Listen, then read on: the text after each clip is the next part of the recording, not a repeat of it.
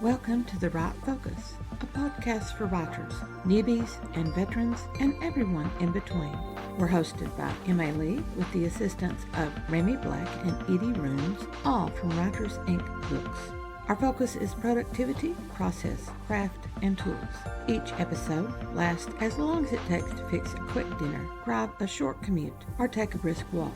Resources and links are in the show notes. Visit us at therightfocus.blogspot.com. Now, on to this week's episode.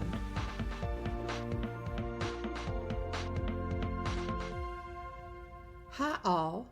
Welcome from the land of the lost. Lost days, lost time, lost plans, lost chances. That's me this past week, and I'm still dealing with the aftermath. I'm also scouting the area to find out who infected me. Yes, in a week when I knew I would lose 3 days before it started, from the holiday, of course, I lost 3 more days because I came down with a horrid respiratory sickness with coughing and crusty eyes as the bane of my existence. This episode is only coming to you with the assistance of powerful drugs that are slowly pulling me back from the brink. The doctor refused to give me an infection window, but I have recon going to find the culprit. Look, folks, stay home when you're actively sick. Give yourself time to recover and time to stop being contagious. I understand, truly, that cabin fever sets in after 2 days of isolation, but serious infections take longer than 2 or 3 days to stop contagion. Okay. Rant over. But I'm not apologizing, and I'm still on recon. On Wednesday, July 3rd, I had high hopes for the week. I knew that I would lose 2 days to the celebration, which is not really a loss, July 4th and July 6th, and Friday was going to my family joyful responsibility. Anytime I miss on family, I have a great sense of loss. But then the sickness struck Sunday, Monday, which includes a doctor visit that I had to drag myself to, and now it's Tuesday. I'm still sick, still coughing, still fatigued, but I've crawled out of my nest of misery to work on this podcast. The only bright work lights for this week were back on Wednesday, and Wednesday was truly a bright light. So July started with a press to finish the second short story, and I was pleased and brain drained. To finish, I had shoved my usual monthly task list off to the side. So that's how I began the week. My goal word count for the month comes first. Then I check back the previous month, totaling up my words as well as word time equivalents for things like creating this podcast. So many words per hour expended. An exceptional week gets a gold star. Yes, a gold star. Just like a third grader's school chart. And I must say that I do feel a little rush of satisfaction when I affix the gold star to an exceptional week. The whole month gets a golden star when I go over my monthly goal. And for a phenomenal month, I have a huge gold star that I award myself. I know some people use different incentives. Years back, I used chocolate as an incentive. That wasn't a good choice. I considered a monetary splurge, but I hate shopping. A couple of years ago, I started the Gold Star. When I realized I was putting 3 or 4 stars to celebrate a phenomenal goal achievement, I added the huge Gold Star for that. And the stars in my planner are a visual cue, a reminder. Here, this time was great. Will your current week be as great? It's encouragement when I need it, silent but obvious, a bit of satisfied happiness, a marker of things constantly being achieved, and somehow a daily or weekly dose of chocolate is not that. It's not a good reminder. Anyway, the monthly task list looks back and looks ahead, with a bit of a reward there. This past week will not have a gold star at all. Sniff, sniff. My current writing in its current stage, rough shape or draft or proof plus, is listed on the monthly task list. along with the next writing to come. Then I have monthly rotating tasks, which I can spread out to once or twice a week during the month. Budget and bills, rotating promos for the blogs on the websites, a website for each pen name for the podcast, one for my nonfiction, and the big one that combines all three pen names. This is a lot, a massive amount of promotional posts, so I will admit that I usually only promote when something is going on, a new release, a celebration, that kind of thing.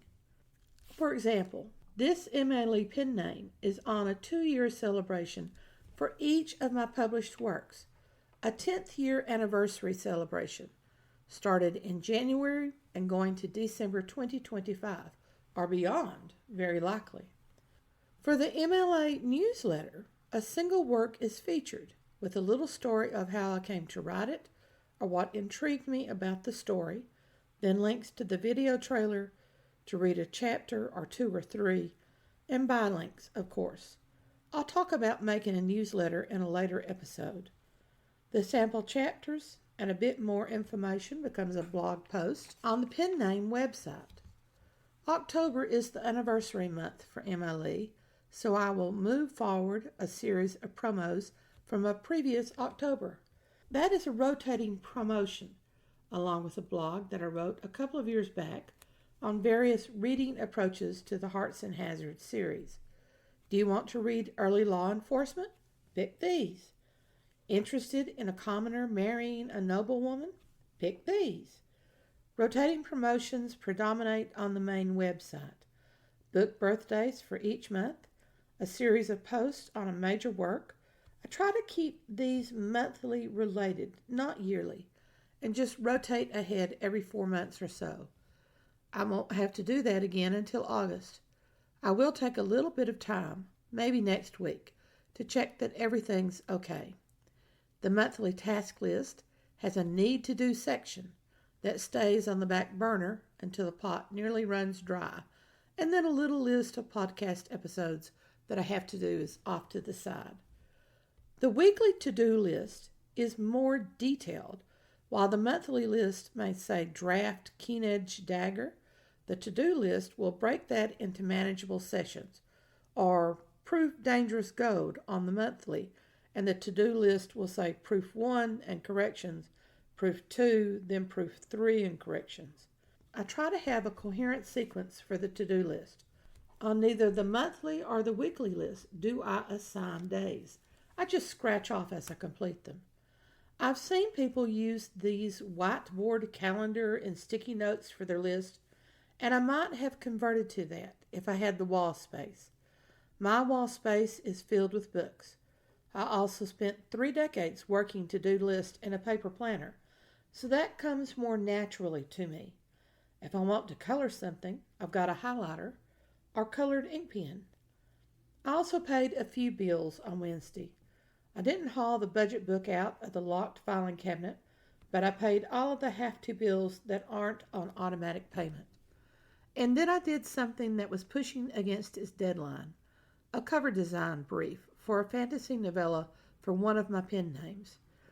This is actually the first cover design for a trilogy, so there will be 4 total covers, which means that this design brief sets the tone for everything. Cover designers are easily found. Great artistic cover designers who are professional and whose design aesthetic matches to the writers, those are hard to find, extremely hard to find. My original search for a cover designer took 18 months, and I've never left them. Their design brief is about 4 pages in length before I start adding things to the template. Right now, they do not use AI, but that may change as more and more distributor outlets allow AI covers.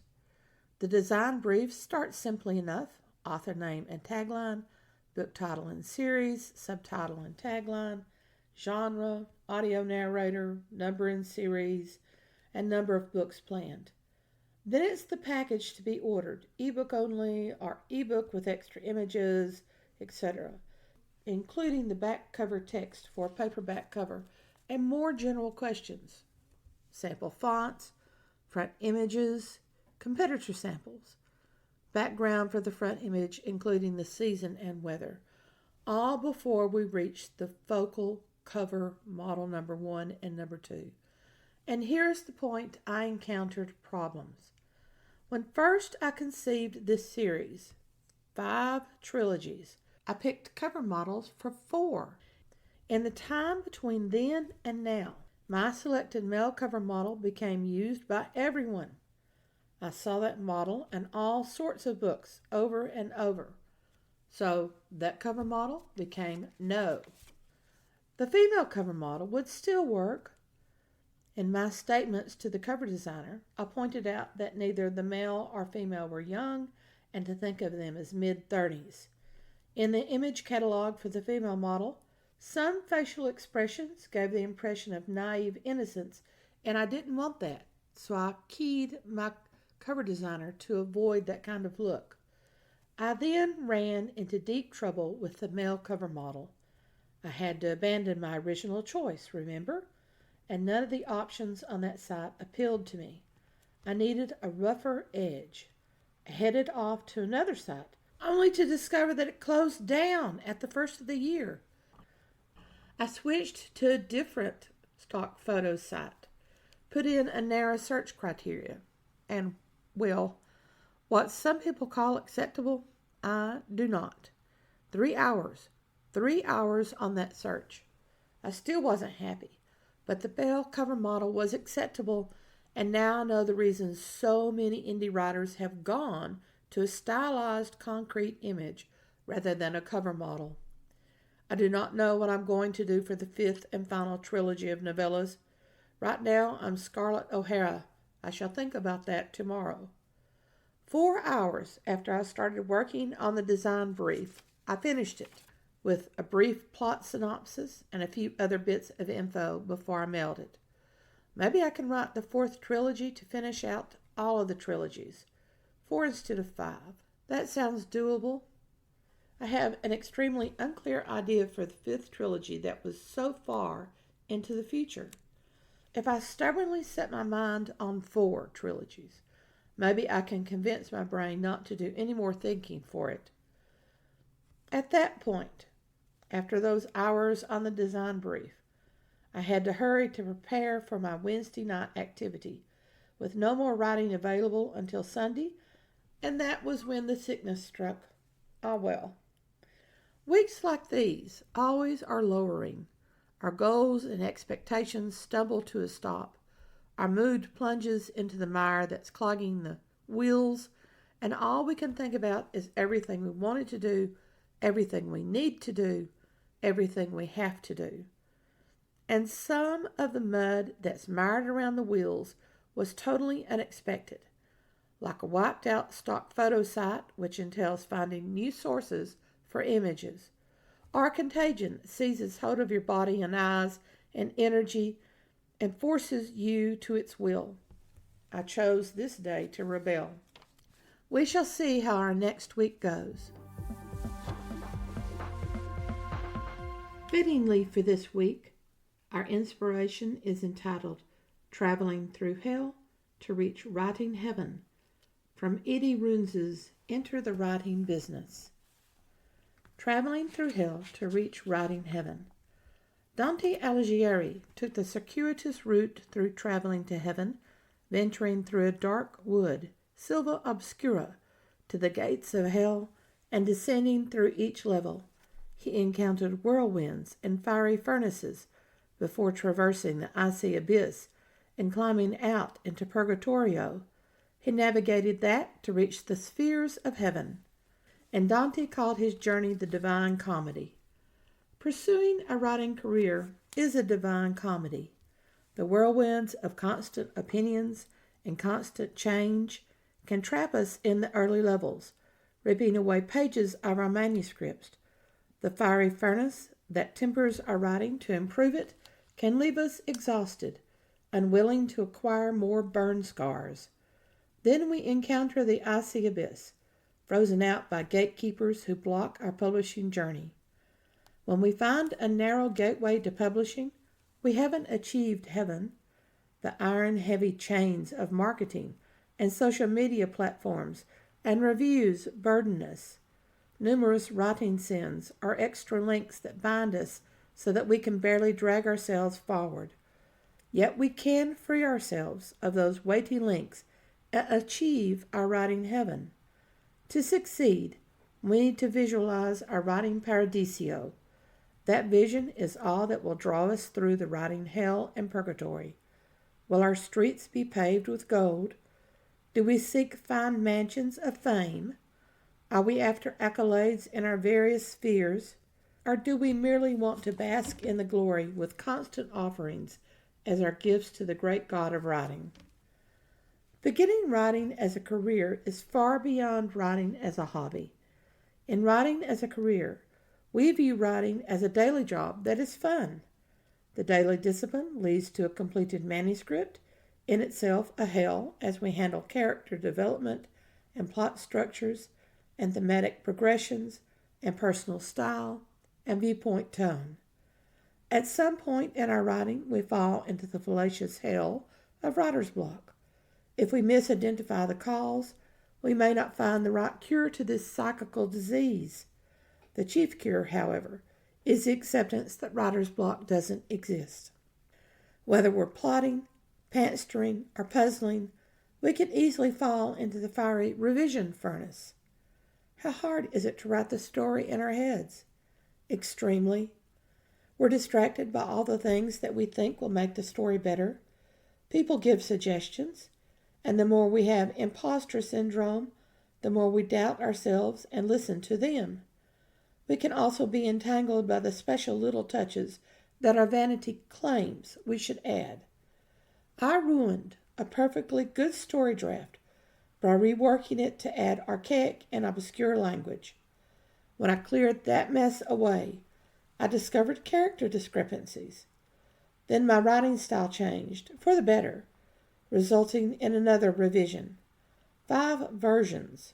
The Tower of Lanage became Lanage, became Green Wielder White Sword, became Green Wielder, and eventually became Autumn Spells, which I published it as.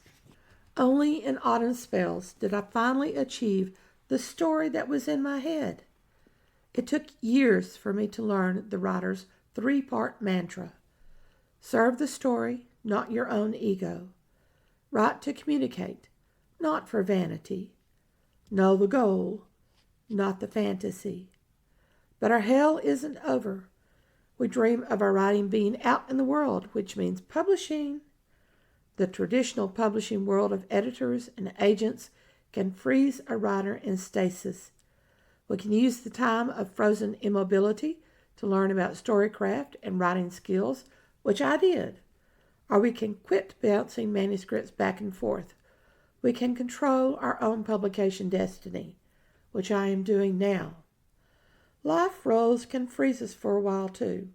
Major life changes, marriage, babies, divorce, job changes, job firings, deaths, moves away from home, retirement, downsizing. These are life roles that can freeze our creative muse as she's halfway through her dance around a project tree. True writers will come back from the frozen abysses. We find ways around the gatekeepers who can be as vicious as Cerberus. We can recover from the life roles. We continue writing. We complete manuscripts. We improve ourselves. We dream a new reality. And once we pass those closely guarded gates out of our hellish inferno, we're not in heaven. We have another journey. On our last day, we traverse Purgatorio to achieve Paradiso. All through June and July, the Write Focus podcast turns its lens to the Summer Writing Challenge, 61 days of writing, as well as presenting all the other tasks in the writing business. In addition to tracking our progress on writing projects, we'll cover market copy, cover designers, promotional posts and newsletters, as well as audio projects. These are just a sample of the myriad additional tasks performed by every writer indie or traditionally published. Posts covering the previous week's work will be recorded on Tuesday evenings and published on Wednesday mornings. Join us as we detail the accomplishments and failures for every writer's summer challenge. Thanks for listening to The Write Focus, a podcast for writers at all levels, hosted by Emma Lee from Writers Inc. Books, assisted by Remy Black and Edie Runes. Our focus is productivity, process, craft, and tools. Music is licensed through Audio Jungle, called Background Music Loop. Its creator is Alexander Polishchuk, known on Audio Jungle as Plastic 3. The music comes in different iterations.